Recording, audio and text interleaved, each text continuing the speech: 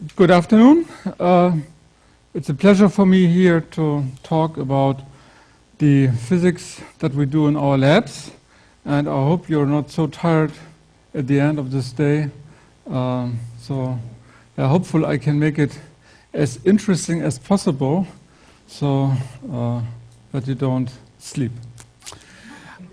Okay, I mean I can understand this, so no problem. Okay, anyway, so I'm going to talk about lab in a fiber, and basically lab in a fiber sensors, that is not something that is very new, brand new.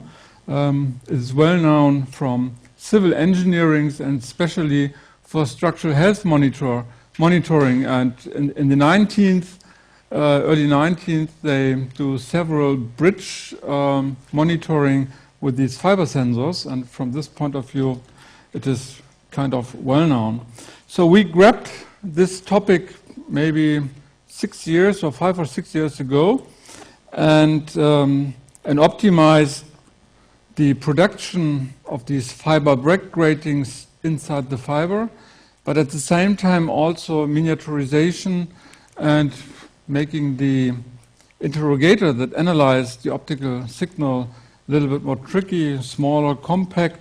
So yeah, at the end we found several applications for these type of sensors, and our sensors, I mean, these are real-time or live all-day applications of fibers that you can find all over Germany, Europe, all the world, up to Japan. We have some of these applications. So for electromobility, we do with the fiber sensors battery management. We integrate the fiber sensors inside steel cables. For downhole monitoring, we apply fiber sensors for this type of geothermal energy. We observe pipelines. We integrate it in power cables for measuring temperature, strain, and stuff like this.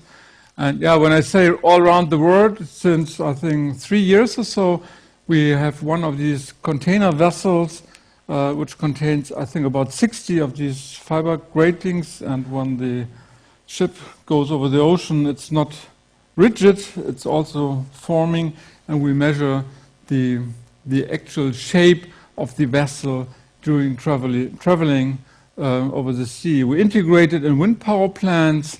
We also work with professional sailing teams.